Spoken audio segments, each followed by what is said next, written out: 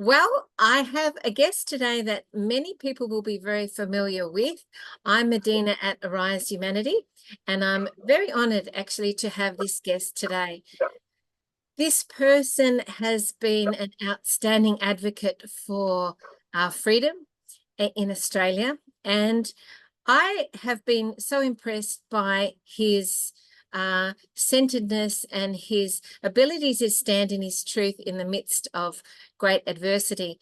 And it's really interesting, Nick, because I've noticed that many people that have been the ones to stand up and speak out against the corruption in the world have been boxers and fighters around the world. It's been very, very interesting watching that, and my hat literally goes off to them all because they have been a powerful voice in the liberation of the planet. So without further ado, I'd like to introduce the wonderful Nick Patterson.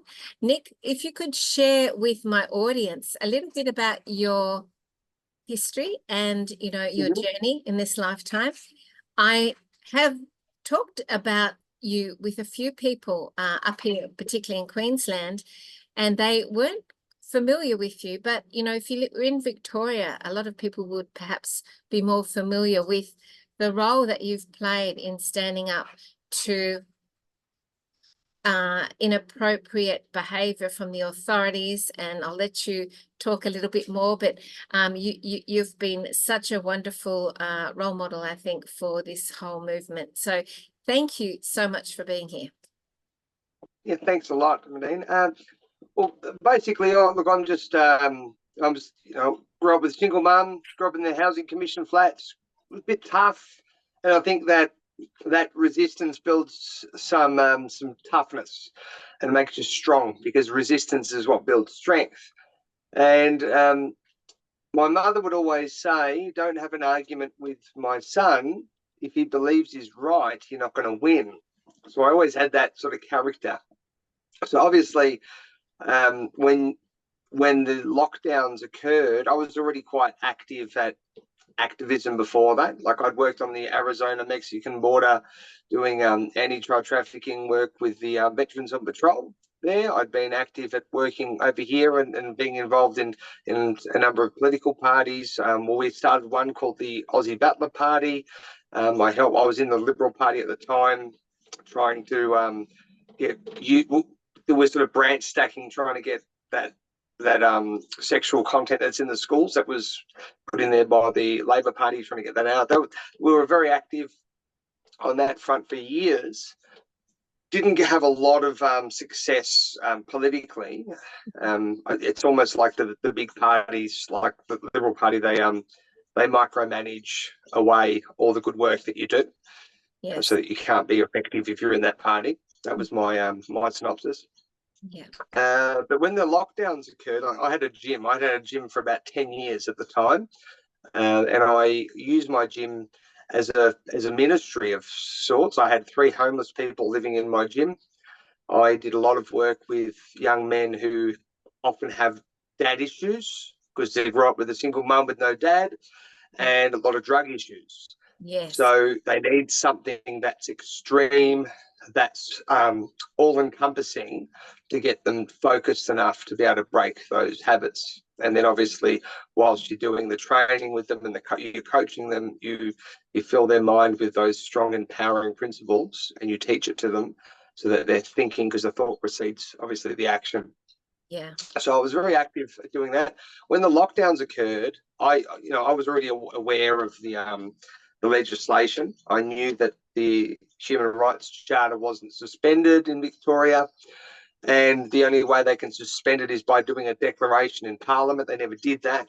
So I was in no way going to comply with any of it. Plus, I knew it was wrong. And really, what's most important is that we follow our moral conscience. Exactly. Even it's such a test, isn't it, for people? Yeah, that's right. I think they've sort of worked out a sweet spot of how to micromanage that as well, with education, media, fear. So when the lockdowns first occurred, I was just really, really bold and brazen, and I was very public on social media about keeping my gym open. So I was saying, if your gym's closing, come and train at our gym. We won't be shutting for anyone. Bring it on. And that's exactly what happened. People started training at my gym. The police turned up at my gym, and then we had two police turn up, Not and just then we had once, more than once. many times. Then we had Yes. the next day we had 22 police and the member of the DHHS, and we had these interactions with the police, and they became videos that went viral, and they went proper viral all around the Yeah. world. Yes. And it somehow caught the algorithms because people were looking for that. That's And right. I They, think they, it they was, wanted people to stand up and advocate for them, but many people were too scared, weren't they? And I think with your boxer fighter background, you know, you're taught in a sense to overcome those fears, aren't you? you are, because fear, like, I mean, if you understand what fear does to, and what, first of all, you got to understand what we are. We're just a vessel, and we have spirit in us. And if you've got faith and confidence as a spirit, and then you fill your mind and heart with doubt and fear, well, they just go to war with each other. Yeah. And then that diminishes your ability. So it's what you focus on is what you become. I mean, you're the sum of your thoughts. Yeah. So, and I learned that very, very early on in fighting, because I did very well as a professional fighter. I got a I was going to UFC mention contract. that. Yes. Tell us about that. Yeah, Yeah. yeah. I never fought in the UFC. I got the contract at the end. I didn't want to fight anymore. I think I had 3 or 4 children at the time. I've got 5 now. And I just didn't want to do it. I didn't want to commit to another 3 fights. But I fought a number of people who were in the UFC. I fought them before or after they got released, and I won against all of them except for one. So I did well in the sport, but it wasn't my calling. It wasn't what I needed to do. There was something more important that I needed to do. So you've got to listen to that voice.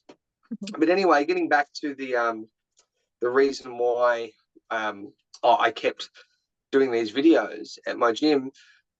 When the police came the second time, when there were 22 police and the DHHS officers, I went out with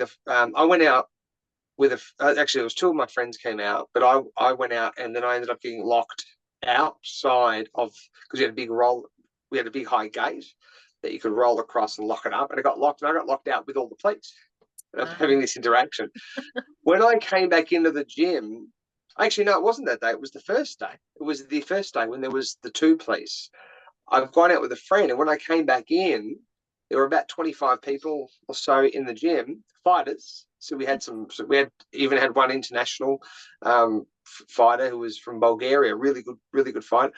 All of them except for one had run out the back door over it's fear, it's sort of excitement too. I think a lot of the guys are young guys, and it's like fun for them. Mm. But I realized there was a problem here. Mm. People are being overcome by fear and driven the wrong way. This is the time to stand up and have courage. Mm. So that was part of the motivation in being more bold and trying to promote and invoke that spirit, or inspire people to have courage, because inspire just means to have the spirit in. So you want to invoke that with your actions. People see it and they go, you know what, that guy's right. That's what I'm going to do. So that was the intention behind keeping the gym open and doing those videos. Ultimately, when you stand in your convictions in that way, you are meeting your fear of death in a sense, aren't you? Because that could be the sort of end outcome, and you have to sort of bypass the fear of that to be able to fully stand in your power. Do you think that's true? Yeah, well, I this is what I learned this from fighting, and it's a biblical principle as well. You don't focus on the things you've got no control over. So I don't have any control over what other people do, but I do have control to influence. I do have control over what I do and say, and I've got a conscience that's telling me a certain thing. So I can completely focus. Now, think of it like, as a fighter, I would go out. I didn't always do this perfectly, but what I would do is I would focus on what I was going to do rather than worrying about what they're going to do. Because once I think about a variable that I have no control over, it just automatically brings doubt, fear, and anxiety in. And then that goes toward my courage and conviction and capacity to actually perform. But if I just focus my mind on the things I have control over, which is I can do my best to perform, I have complete control over doing my best. Whether I get the win or not, I don't know. So I don't need to worry about that. Sure. I will perform to my best. I love the way that you talk about also the philosophies behind why you are the way that you are, because I think that that really helps people too. So obviously, you're probably wanting to continue the story, but obviously you have the ability to stand in your truth against a great opposing force. And I think that that's what people really loved about and got behind you, because you had a lot of people really supporting you on your journey, haven't you? Yeah, yeah, I have, and I think what it comes down to is values. If you value truth and you value courage, and you value things of that nature, which is spiritual things. You can't put courage in a box and go, here's a box full of courage. It's not a physical thing.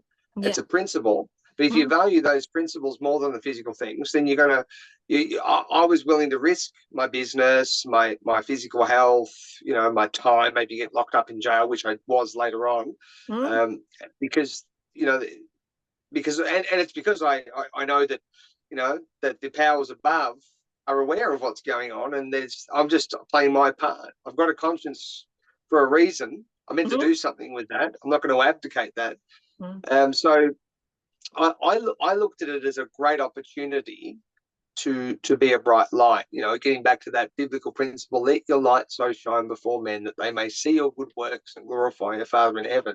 So the idea is I want to be as bright a light as I can to invoke courage, which is a righteous thing. It's a good thing, especially when people like the government are creating false narratives, which they always do. They create these false narratives, and out of that lie is how they give themselves powers. Because this is the world of lies. So when you go out and about breaking the lies down, they come after you because you're breaking down, you're attacking our power base, which is actually interesting that we now see how much infrastructure they're willing to expend on silencing people.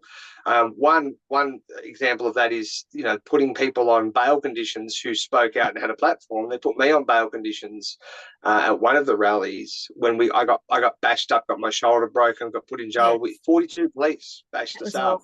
Awful. There was five of us. They put me in jail, but I was only charged with assaulting police, which actually I've beaten them in the court. And I've had a big win there, but I was put in jail for a month, and when I was bailed, they gave me a full gag order that I couldn't speak about the police, the government, the law, the COVID pandemic, the chief health officer's directions on any forum, website, social media, anywhere.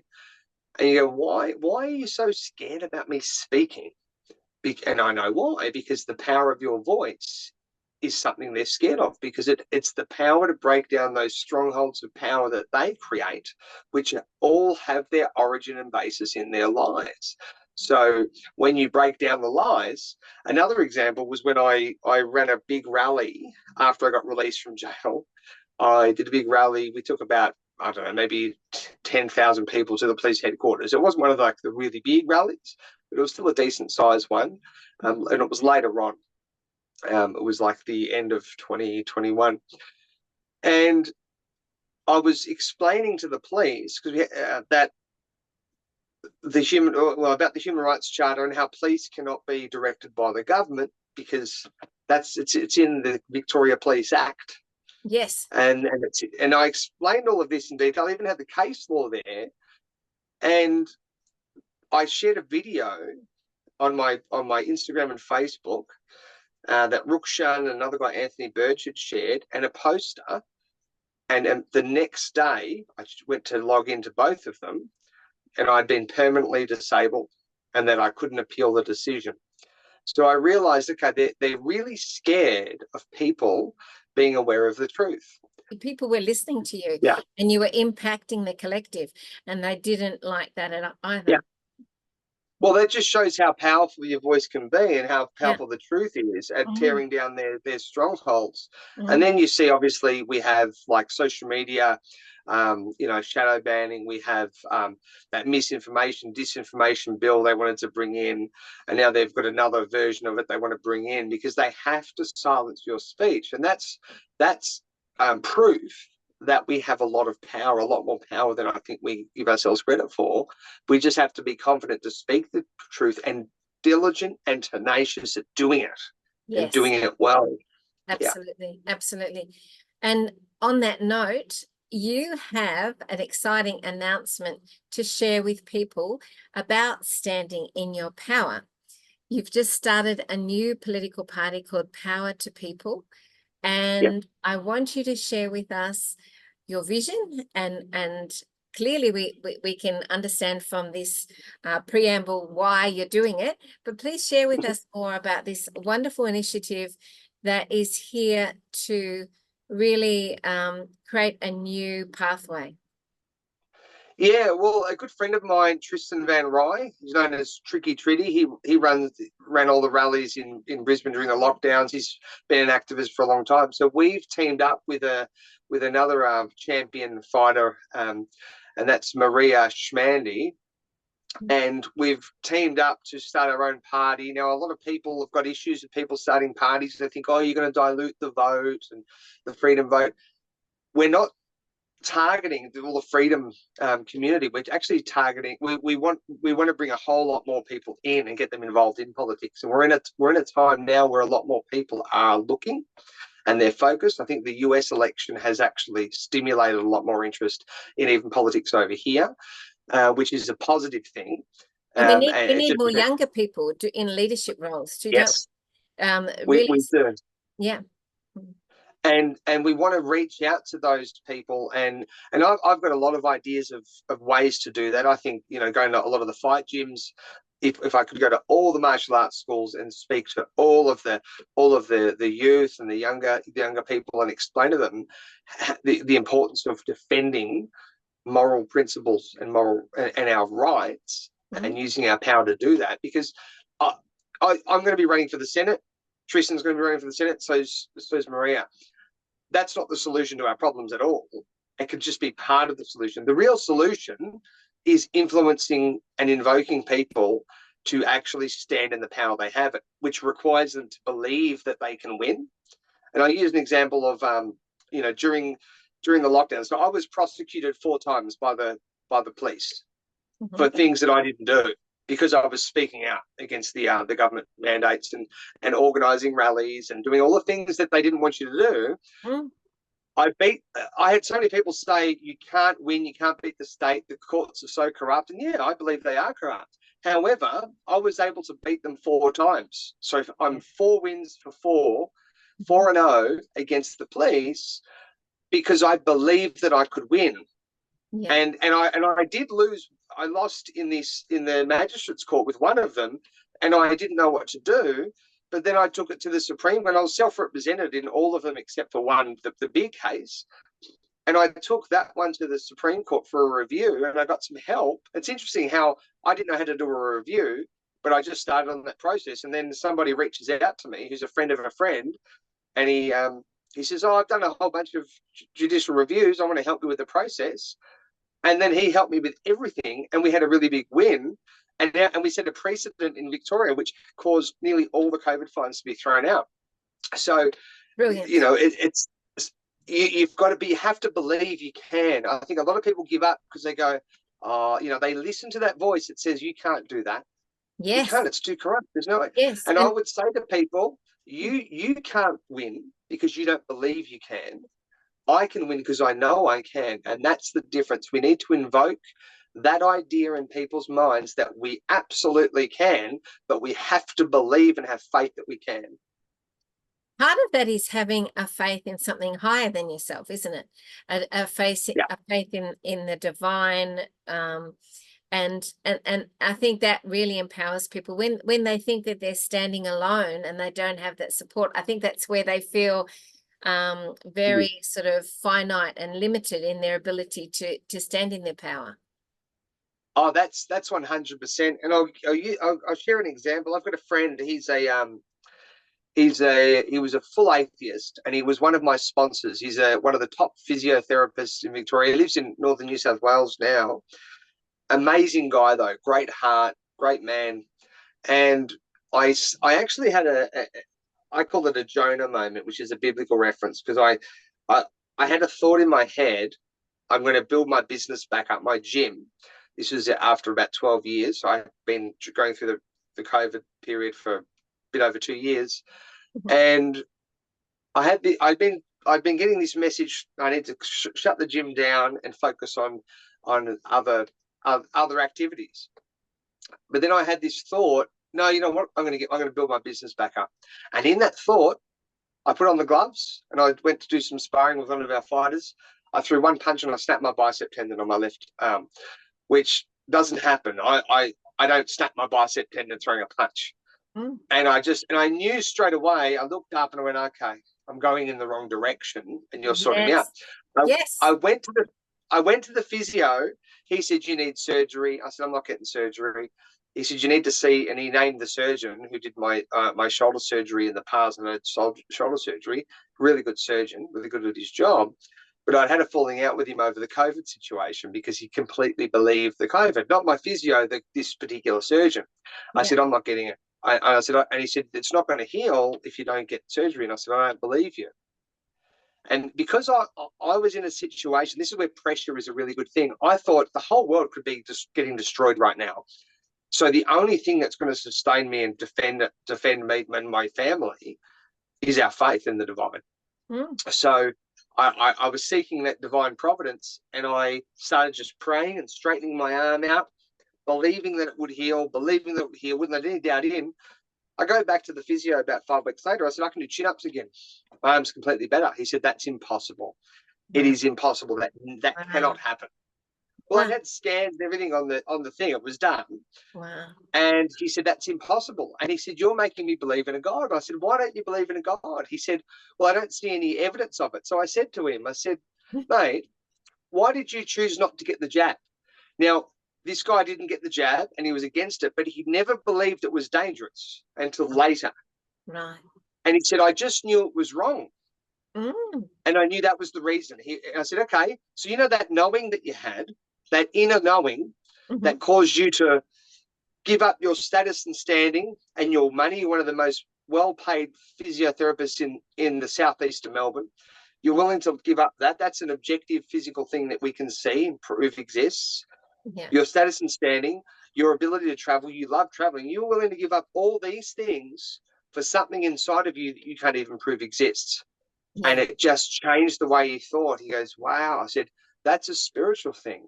Yeah. That's the proof that subconsciously you do believe in a God, but you just don't consciously understand what that is. Yeah, well said. Well said. Good. Yeah, that was a great metaphor.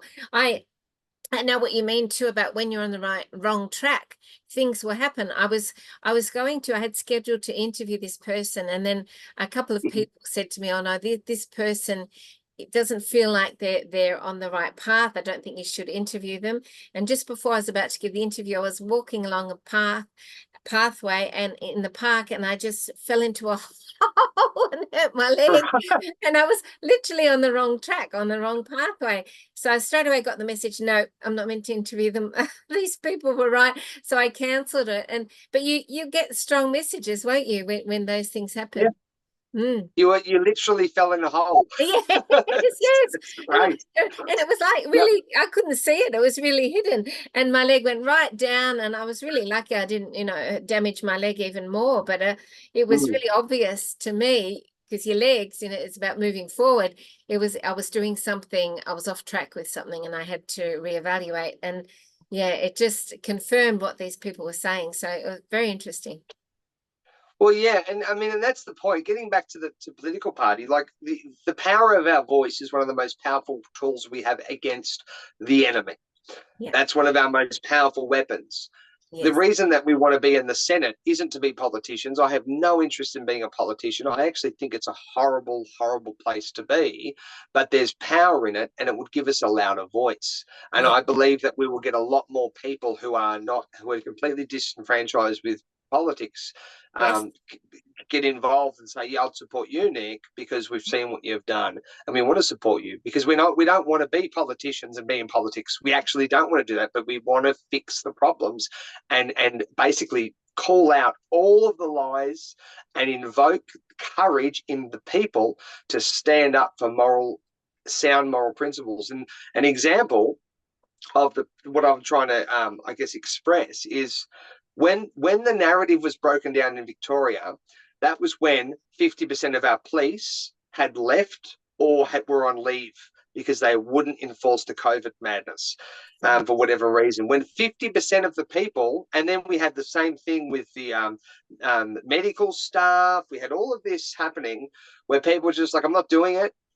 When the government, with their big false narrative, can't get the people to do the job, to Yeah. push the agenda, you've lost, because they don't do anything. The government agencies do nothing except push other people to do things and enforce it.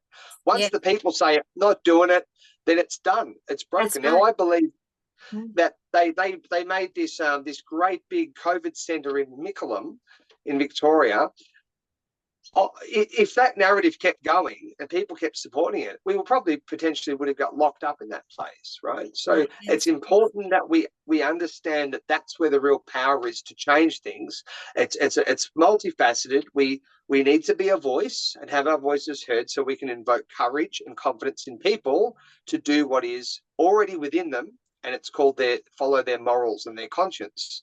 And Yes. if we can invoke that in people, so that people, well, one thing we need to do is remove fear and convince people that we will back you, and make a culture of being confident and doing what's right. We need to get that back, because they've created a culture of being scared to do anything Mm. against the authorities. Yeah. And you've just got to, and they've created a defeatist culture where you just can't win. What do you do? And it's apathetic. We need to change that. And I believe we can, but we need to get a lot of hands on deck to do it as quickly as possible. So that's the reason why we've started this political party, because I don't believe in a lot of these minor parties, and I think there are some really good minor parties that we can work with as well. And if we can all align ourselves together, we can get a lot of that vote, and we can actually, get some really good people. It doesn't have to be in our party, but I'd like it to be myself and Tristan. But we just need to help get people that are good and decent and moral. That's the main thing, that aren't going to accept those brown paper bags into the positions where not only are they going to, vote a certain way and call out things, but they're going to promote the idea that we actually have the power Mm. and we can win by exercising our one sovereign gift that we have, which is our ability to make choices and to choose. If we choose to do what's moral and good, we win. But the way they stop us from doing that is by convincing us that we can't, and we can't win by Yes. exercising our moral agency. Yes. You speak so well, Nick. I think that Thanks. people should follow your party and get on board. I've got all the details below in the description for people to be able to view more information. There's a video and then there's a link to join. So people throughout Australia can join. Is it open to Yes. everyone? Yes. So it's Yep. good for everyone to know that if you're listening and you're in Australia, please pass this video around, because, if you want to make a change, you have a person here who is standing for integrity, morals, and is willing to stand against a corrupt system. So I, for one, think you're wonderful. I'm definitely joining myself, and I encourage other people to do the same. So thank you, Nick. Before you go, I'd love you to just share any final word that you'd like to share about the importance of, being able to follow this party, and what you plan to do, maybe your vision. Yeah, sure. And just I'll clarify, it's power2people.com.au is the party, Yeah. with the number 2, Power 2 People. And that's what it's about. It's about empowering the people, because we the people have to take our power back. We have a lot more power, and it's evident by the fact that they're doing everything they can to silence our speech and to defame anyone that speaks the truth. We've seen that happen in real time. So Yes. that's the evidence that your voice is very powerful. We need to use that voice, and we need to fearlessly do it and be as bold as lions when doing that. One thing my coach always taught me was quitters never win and winners never quit. And he would say, never quit ever. And another thing he would say to me is, he was talking about the fight game. He'd say, it's all peaks and valleys.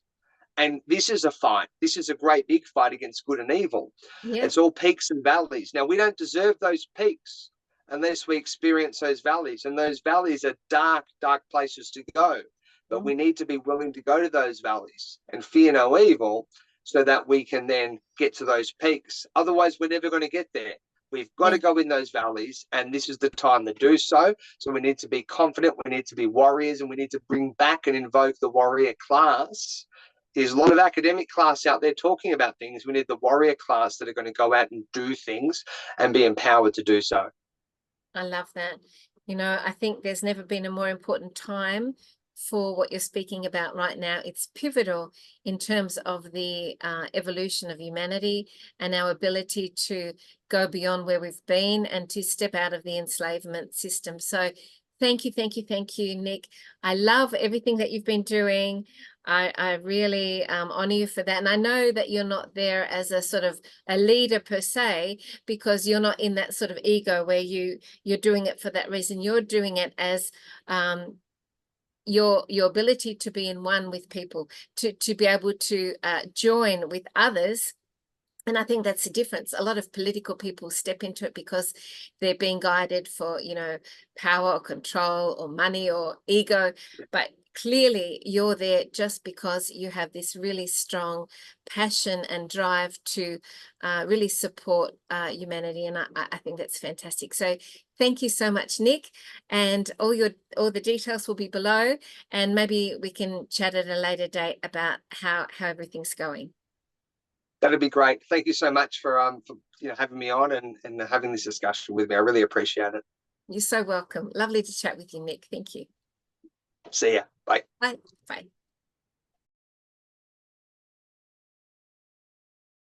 I love having those sort of like metaphysical components in looking at the well, that's what we are. water Like, picture. that's it. I don't know how people can literally talk about everything in a physical, mundane way. I know. Without talking about those other elements. I mean, there's just nothing that's inspiring about that. It's completely dead and empty. That's so true. I get bored. Yeah, me too. All right.